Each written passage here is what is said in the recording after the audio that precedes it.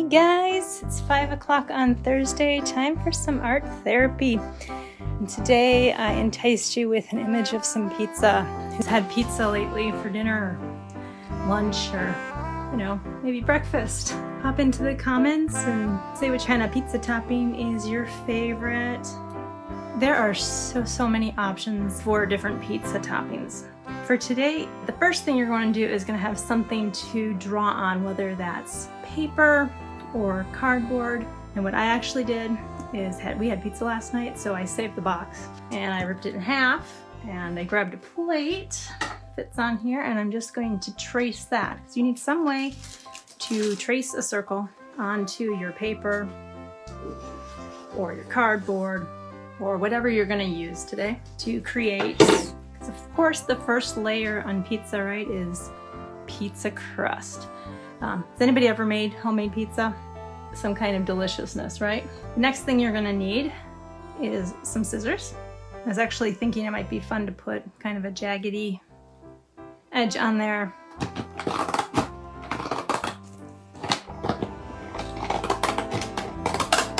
That takes forever. And it's very noisy, I'm sure, for you, so I'm just gonna go to the smooth scissors and get it cut out. So the next thing you're going to do, once you have this circle cut out, is fold it in half. You could, if you like to measure things, you could measure this all. I am not great with math. Kind of puts my brain in freeze mode, if anybody can relate to that. So I just like the folding method. And then to fold it in half again, I line up the center crease and these edges again. I tend to hold the edge here and then press it down towards the crease, because it seems like whenever I start creasing before I'm securing this, that it all shifts on me. Now you could just have 4, but I think we can cover a little more ground than that, so let's divide it into 8. So to do this, I'm going to line this crease and this crease up, and this crease and this crease. And it starts to kind of want to bend its own way, so you sort of have to force it.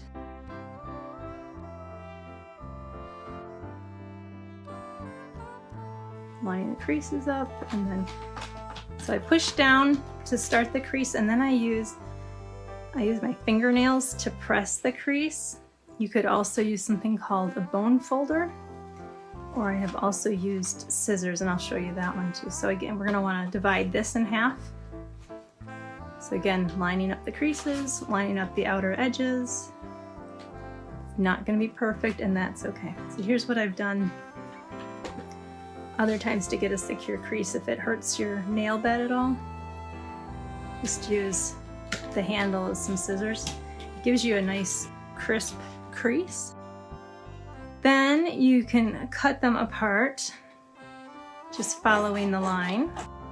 If you want another idea, you could fold it back and forth a few times. Sometimes people like to get this crease wet.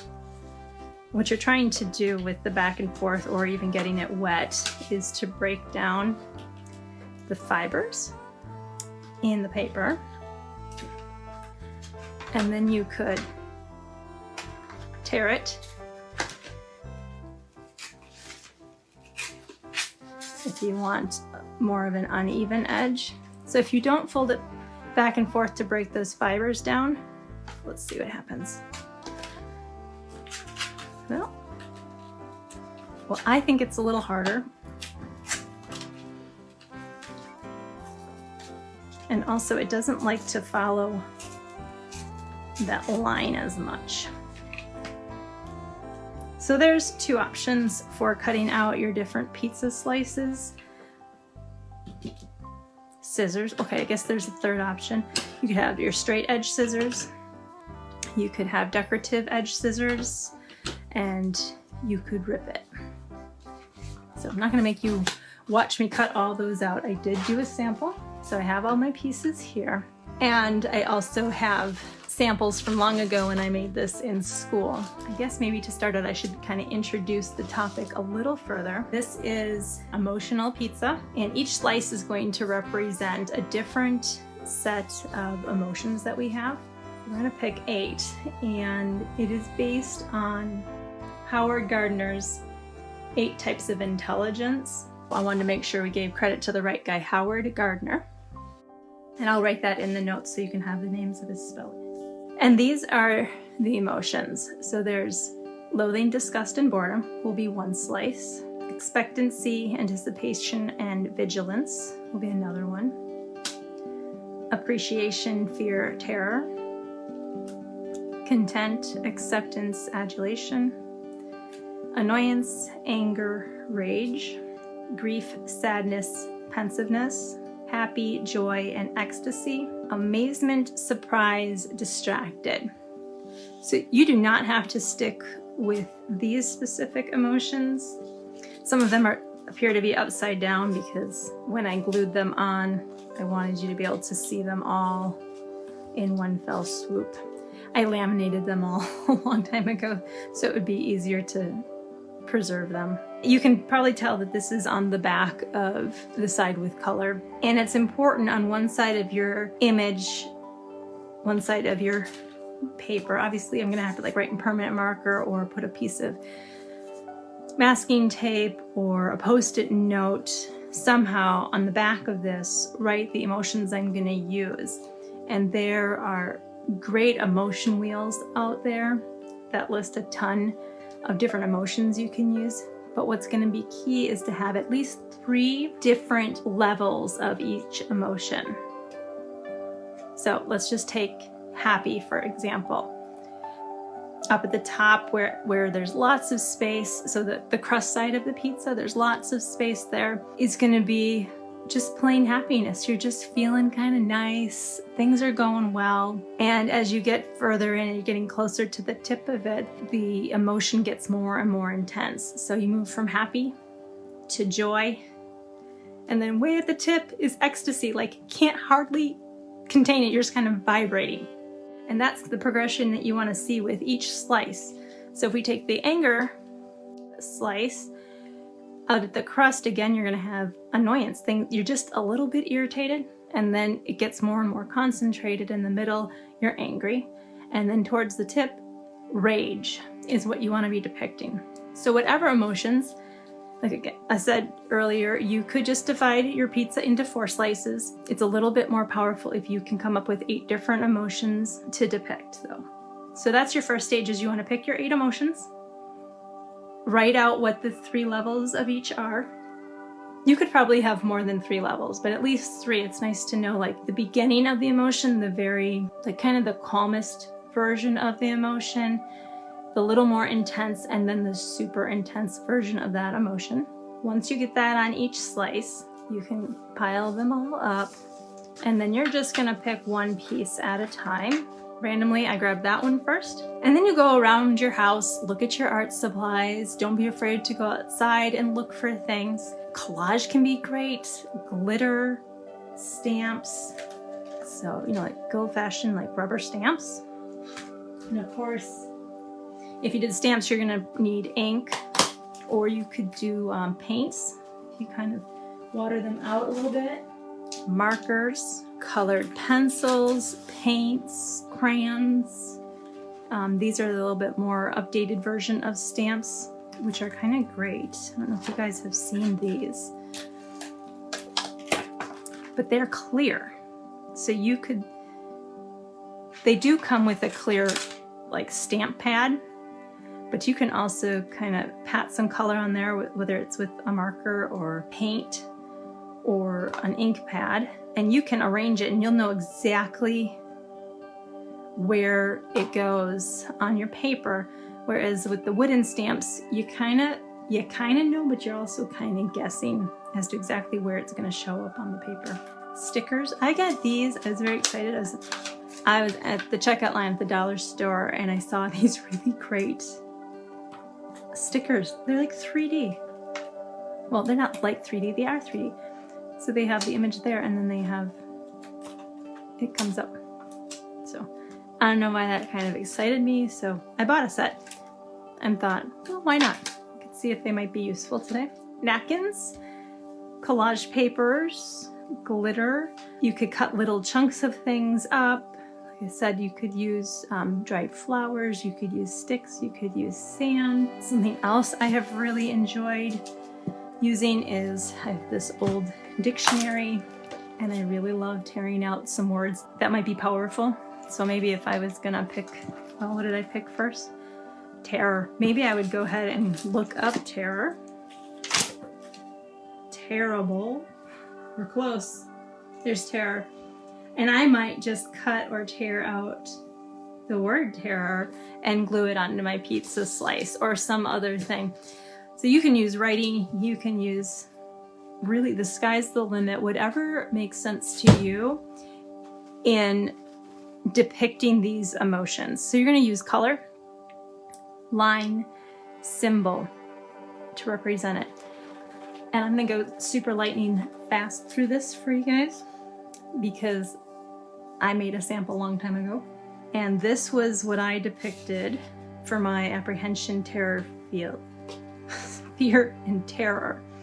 And this looks like I used crayons, oil pastels, and some crayons. I liked those materials, and I grabbed the colors that seemed to represent or convey that emotion that I was, when I thought of apprehension, that seemed to represent it to me. I even have a little glitter. I don't know if that was intentional or not. Probably a little bit intentional, but if anybody's worked with glitter, they know it just goes everywhere, whether you intend it to or not. And then fear. When I was feeling a little bit scared, when I thought of things in my life that made me a little bit scared or fearful, like the hackles raising on the back of your neck, kind of. Those are the colors, the kinds of lines that seem to make sense to me. And then terror.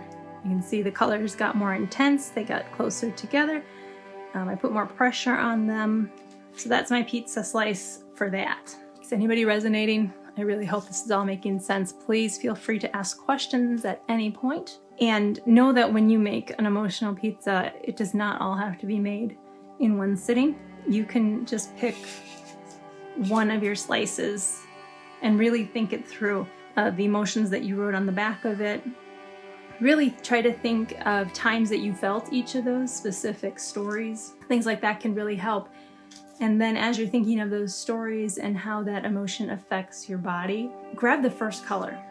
Grab the first item that you see on the table that just resonates with it and make a mark. If you use this size, it's a small pizza slice.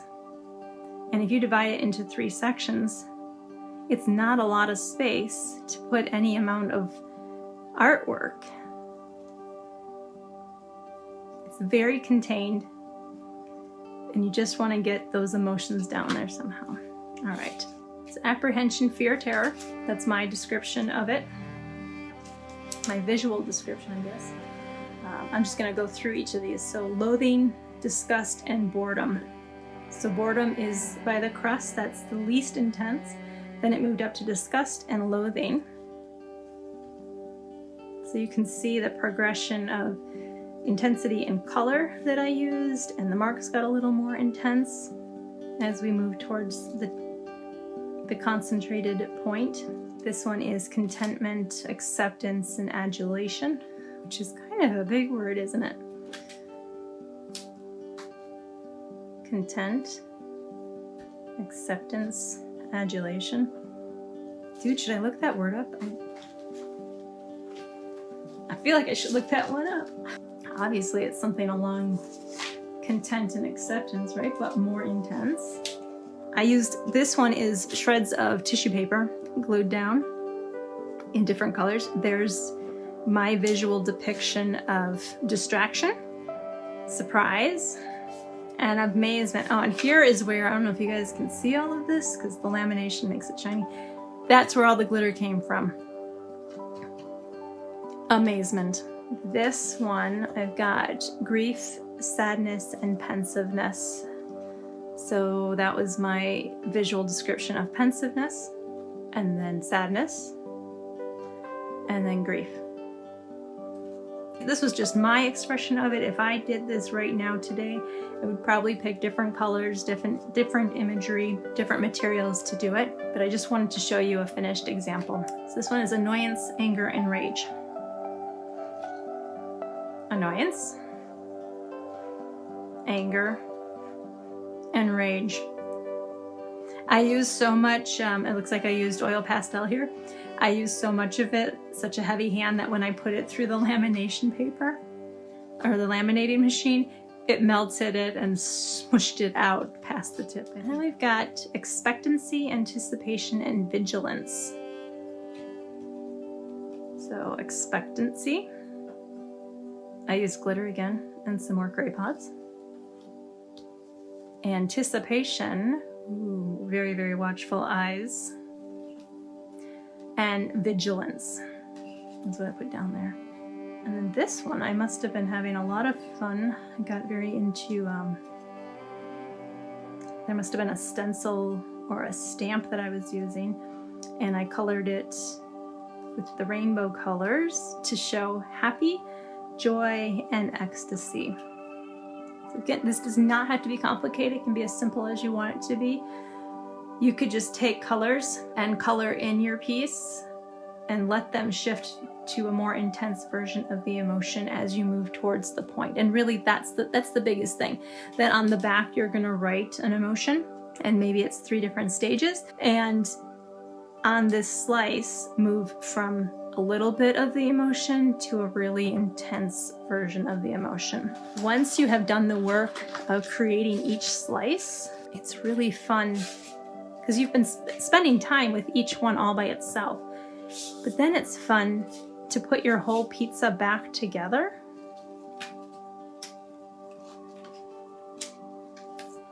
and see what it looks like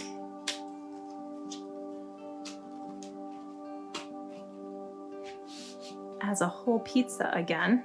Very interesting. And I will put in the notes section, I will put some questions to ask about each slice, and then questions to ask about the pizza as a whole. A really super interesting exercise for this is to do it with several people, like do it with your whole family or do it with a team of people, whether you're like a mission trip or a leadership organization, or with, I don't know if you guys go on coworker retreats, there are some businesses that do that. Probably on that one you wouldn't get too personal. Or if you're in a therapy group, obviously it's great with a therapy group. So you explore 8 different emotions, you look at each other's whole pizzas, then you gather up everybody gathers up their own pizzas, and then you make group pizzas. So say you wanted to make a happy pizza, you'd have everybody in the group pull out their happy slices and arrange the whole pizza of happy pieces and talk about what it's like to see all the different expressions of happiness in one pizza. You could do it for each slice and do the whole pizza with everybody's slice of that emotion out, and it leads to really interesting conversations. You talk about the similarities in how we experience and express emotion, and we talk about the differences. So I will put the non-laminated version down in the middle here. So that's how we had arranged that at school. So Howard Gardner, with his 8 types of intelligence, had talked about each of these emotions, and it's interesting that it moves from love to submission, awe, disappointment, remorse, contempt, aggressiveness, optimism, and then we're back to love here.